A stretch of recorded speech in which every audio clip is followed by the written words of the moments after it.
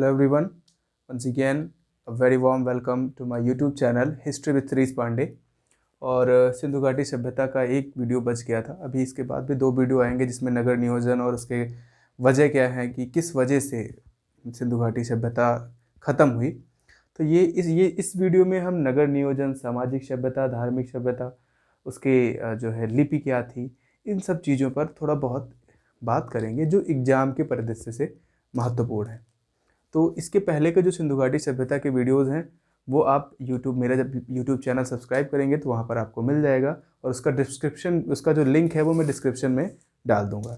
तो सबसे पहली चीज़ जो इसमें हमको आज पढ़नी है वो क्या है? नगर नियोजन।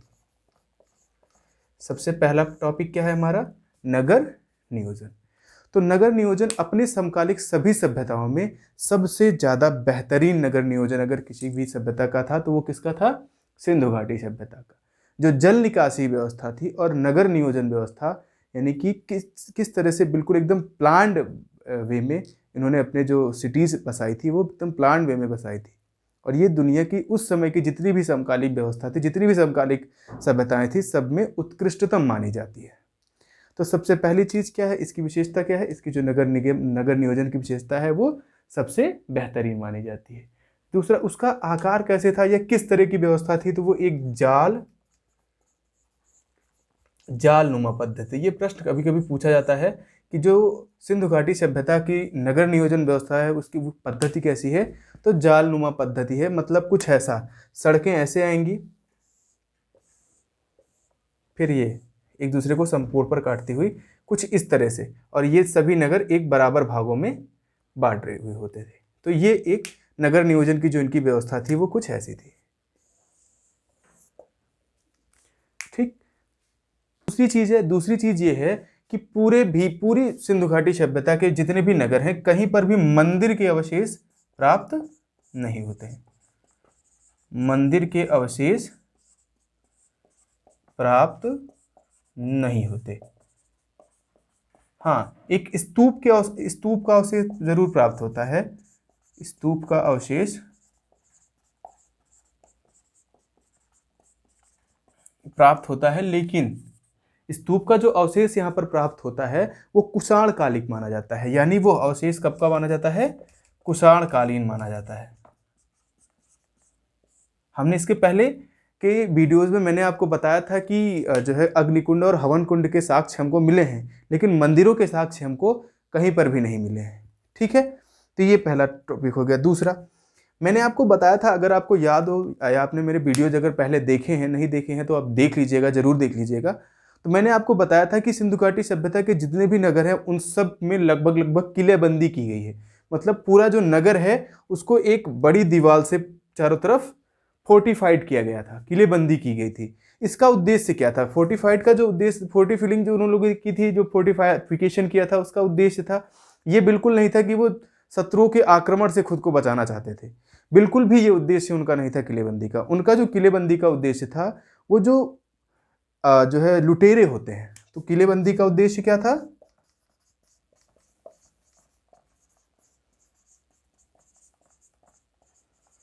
किलेबंदी का उद्देश्य लुटेरों व पशुदस्युओं, जो पशुओं को चुरा लेते थे, से सुरक्षा था। पशुओं से इनकी जो पशुदस्यु थे उनसे सुरक्षा थी। अगला जो है कि जो कालीबंगा है वहाँ की जो सड़कें हैं और जो गलियां हैं वो समानुपातिक हैं। समानुपातिक का मतलब क्या है कि उनके बीच में अनुपात समान है। कहाँ पर?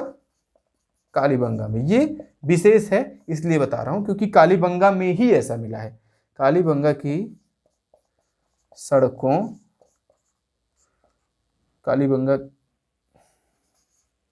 सड़कें व गलियां समानुपातिक, कालीबंगा की सड़कें व गलियां समानुपातिक थी। ये सिर्फ कालीबंगा में ही था, बाकी के किसी भी नगर में बिल्कुल भी इस तरीके की कोई व्यवस्था नहीं पाई गई है। ठीक। अब अगला जो है जो मुख्य सड़क होती थी, यानी नगर की जो मुख्य सड़क है, जो बाजारों के बीच से, जैसे आजकल एनएच जिसको हम लोग बोलते हैं नेशनल हाईवे, तो जो सिंधु घाटी सभ्यता के नेशनल हाईवे या जो मुख्य सड़कें हैं उनको हम क्या बोलते थे? प्रथम सड़क। उनको हम क्या बोलते थे? प्रथम सड़क। दूसरा, जो प्रवेश द्वार होता था, यानी कि अगर नगर में हमको प्रवेश करना है तो जो प्रवेश वाली सड़क थी वो हमेशा पूर्व की दिशा से, यानी प्रवेश सड़क किस दिशा से होती थी? प्रवेश द्वार किस तरफ होता था? पूर्व की दिशा में होता था। ठीक है, तो नगर में प्रवेश किससे होता था?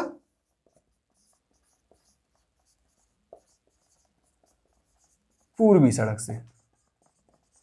और इन दोनों का मतलब प्रथम सड़क और पूर्वी सड़क जहां पर मिलती थी, प्रथम सड़क व पूर्वी सड़क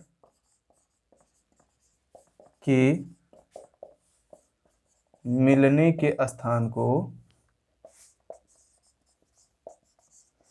यानी कि जो प्रथम सड़क होगी मुख्य सड़क है, मुख्य सड़क को क्या बोलते थे? प्रथम सड़क बोलते थे। और नगर में प्रवेश करने वाली जो सड़क होती थी वो पूर्वी दिशा सड़क होती थी। तो जो ये जहां पर मिलते थे उस स्थान को हम क्या बोलते थे? Oxford circus. क्या बोलते थे?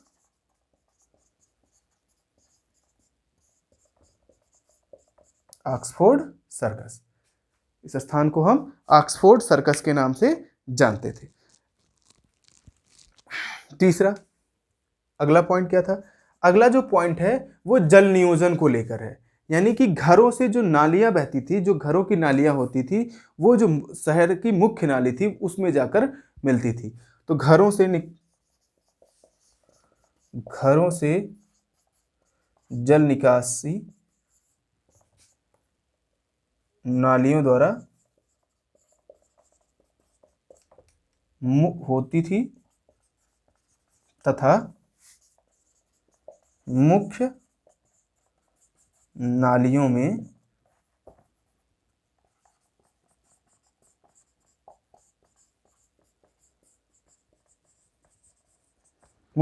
में जाकर मिलती थी। अगला क्या है? ईंटें। तो कालीबंगा, दो शहर कालीबंगा व रंगपुर, यहां पर जो ईंटें प्रयोग में लाई गई, कालीबंगा और रंगपुर में जो ईंटें प्रयोग में लाई गई हैं वो ईंटें कच्ची ईंटें थी। तो कालीबंगा व रंगपुर में कच्ची ईंटों का इस्तेमाल किया गया था। कच्ची ईंटों का इस्तेमाल हुआ है। बाकी सब जगह पक्की ईंटें, बाकी सब जगह पक्की ईंटों का इस्तेमाल हुआ है।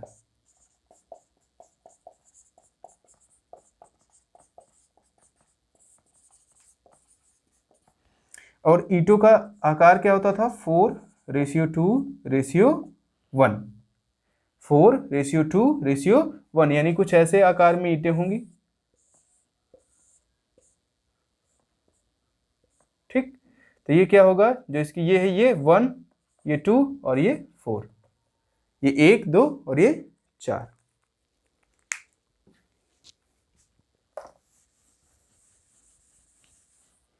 अगला जो पॉइंट है वो क्या है? भवन।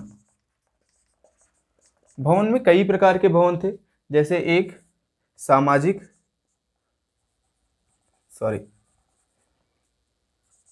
अन्नागार का आपने देखा ही है, स्नानागार भी आपने देखा है कि स्नानागार भी बनाया गया है। तीसरा सार्वजनिक भवन है, सार्वजनिक भवन है। चौथा कई विशाल भवन भी पाए गए हैं, विशाल भवन भी प्राप्त हुए हैं।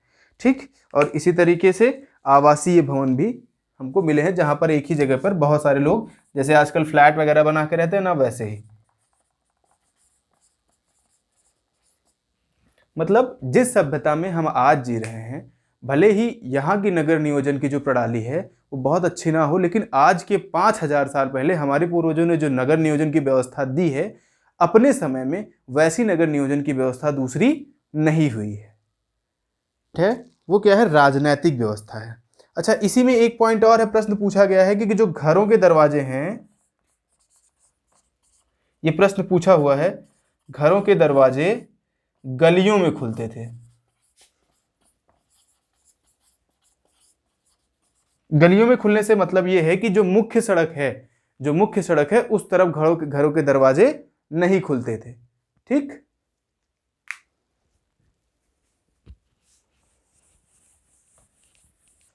राजनैतिक व्यवस्था। राजनीतिक व्यवस्था में कोई भी प्रमाणिक जानकारी आज तक सिंधु घाटी सभ्यता के बारे में नहीं प्राप्त हुई है। अलग अलग विद्वानों ने स्थिति को देखते हुए अपना अलग अलग मत दिया है, लेकिन चूंकि जो वहाँ की स्थिति है, जो भी सिंधु घाटी की स्थिति है, वो व्यापार से, वाणिज्य से रिलेटेड ज्यादा मानी जाती है, इसलिए ऐसा माना जाता है कि यहाँ का जो शासन था वो वणिक वर्गों के हाथों में था।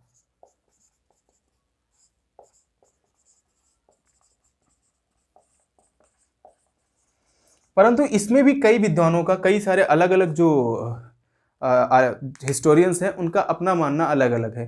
जैसे कि आप जानते हैं व्हीलर के हिसाब से जो यहाँ का शासन था वो मध्यम वर्गों के हाथों में था, यानी जनतंत्रात्मक शासन था। किसके हिसाब से? व्हीलर के। व्हीलर साहब के हिसाब से कैसा था? मध्यम वर्ग के हाथों में था। कैसा? जनतंत्रात्मक। अगला जो पॉइंट है वो कौन दिया है, किन्होंने दिया है? Stuart Piggott. स्टुअर्ट पिगट नाम के एक वैज्ञानिक हुए हैं जिन्होंने अपना दिया है। उनके हिसाब से पुरोहित वर्ग के हाथ में था। कौन? Stuart Piggott. तो ये क्या बताते हैं कि शासन किसके हाथों में था? पुरोहित वर्ग के हाथों में था। ये किसका मानना है? ये स्टुअर्ट पिगट का मानना है। अगला जो हंटर और अर्नेस्ट मैके। हंटर, ये भी क्या मानते हैं? जनतंत्रात्मक। और स्टुअर्ट पिगट। स्टुअर्ट पिगट का क्या मानना है कि जो रिप्रेजेंटेटिव्स होते हैं, यानी कि प्रतिनिधि वर्ग,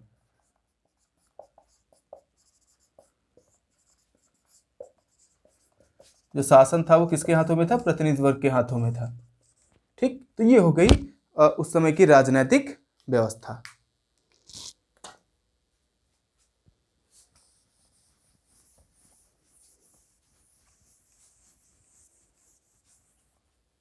वो है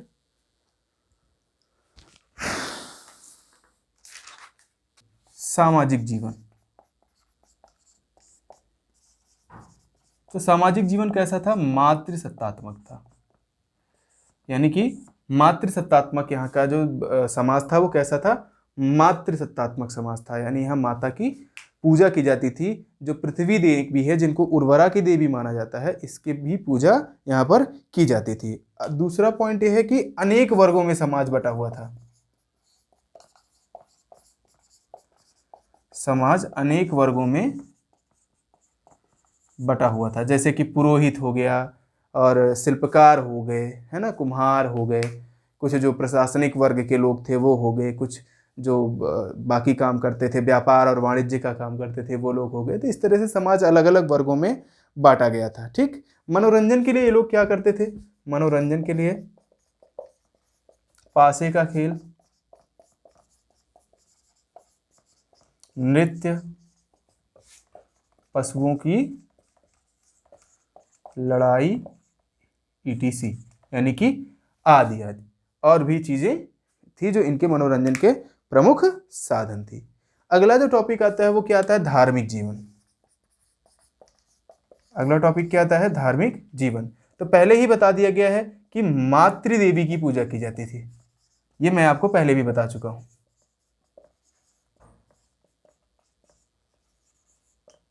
दूसरा चीज, मातृदेवी की पूजा की जाती थी।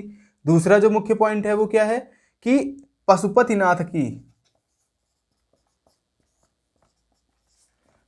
जिन्हें आदि शिव के नाम से जाना जाता है, आदि शिव के नाम से जाना जाता है, उनकी भी पूजा यहाँ पर इस सिंधु घाटी सभ्यता के लोग करते थे। एक यहाँ पर सामाजिक जीवन में एक चीज था जो छूट गए थे वो ये कि जो सिंधु घाटी सभ्यता के लोग हैं ये मांसाहारी और शाकाहारी दोनों तरीके के लोग थे, और जो महिलाएं और पुरुष दोनों आभूषण का प्रयोग करते थे, यानी दोनों आभूषण पहनते थे। ठीक है।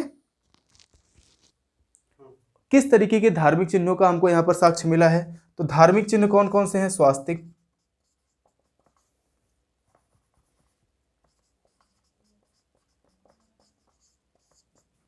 चक्र व क्रॉस। और जो स्वास्तिक और चक्र है ये मुख्यतः किससे संबंधित माना जाता है?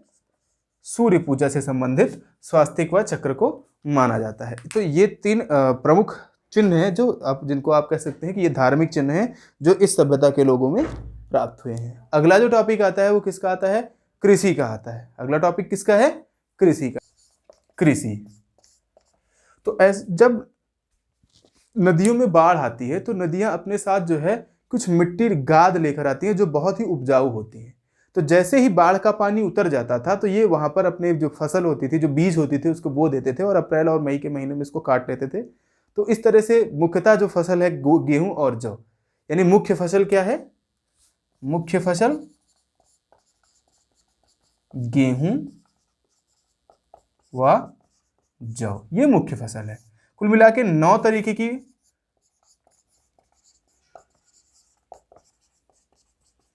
फसलों की पहचान हुई है।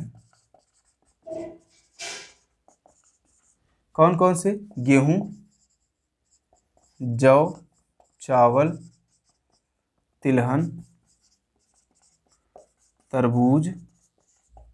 गेहूं, जौ, चावल, तिलहन, तरबूज, और भी ऐसे ही कई सारे हैं।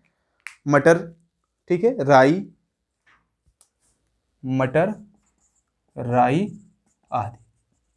इस तरह से 9 तरीके की फसलों की पहचान इस काल में हुई है। अब कुछ चीज़ें ऐसे हैं जो यहाँ पर आपको मिलेंगी और उनका जानना आपको जरूरी है, जो इन सब टॉपिक से अलग है। जैसे कि गाय की पूजा का साक्ष्य कहीं पर नहीं मिला है। गाय की पूजा का साक्ष्य नहीं मिला है, यानी गाय की पूजा नहीं की जाती थी। हाँ, कुबड़ वाले सांड का विशेष महत्व था, क्योंकि पशुपतिनाथ का उनको ये माना जाता था, जब भी पशुपतिनाथ की जहाँ भी उनके मोहरों में जहाँ भी उनका चित्रांकन किया गया वहाँ कुबड़ वाले सांड, हाथी, गैंडा, ये सारी चीज़ें दिखाई गई, तो इसलिए कुबड़ वाला सांड विशेष महत्व रखता था। लेकिन गाय के पूजा का साक्ष्य कहीं पर भी नहीं मिला है। इससे पता चलता है कि किसी भी मुहर में या कहीं पर भी गाय के चित्र का अंकन नहीं है। ठीक। अब अगला क्या मिला है? कुम्हार के चाक।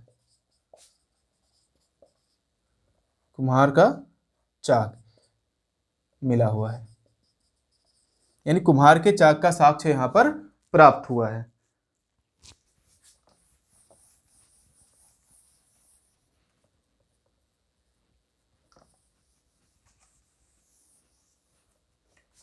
अब आता है लिपि। क्या आती है? लिपि, यानी कि यहाँ के लोगों की लिपि कैसी थी या किस तरीके के चिन्ह। तो ऐसा माना जाता है कि 64 मूल चिन्ह थे जिनका ये इस्तेमाल करते थे। मूल चिन्ह कितने थे? 64। और जो अक्षर थे वो कितने थे? लगभग 250 से 400 अक्षर, जो आज तक पढ़े नहीं गए हैं। मतलब कैसे हैं? अपठनीय। कैसे हैं? अपठनीय हैं। इन चिन्हों को आज तक पढ़ा नहीं गया है। अगला है बाट माप, यानी कि किस तरीके से ये चीजों को मापते थे। तो ये माना जाता है 16 के अनुपात में चीजों को मापते थे। तो ये हो गया सिंधु घाटी सभ्यता से रिलेटेड कुछ और महत्वपूर्ण बातें। अगला जो वीडियो आएगा वो सिंधु घाटी सभ्यता का अंतिम वीडियो होगा, जिसमें व्यापार और सिंधु घाटी सभ्यता किस तरीके से खत्म हुई, उसमें किस विद्वान का, किस हिस्टोरियन का क्या मत है, क्या उनका मानना है, इसके बारे में हम चर्चा करेंगे। अगर आपको वीडियो पसंद आया है तो प्लीज़ लाइक कर दीजिए, वीडियो को शेयर कर दीजिए और हाँ, चैनल ज़रूर सब्सक्राइब करिए। Thank you.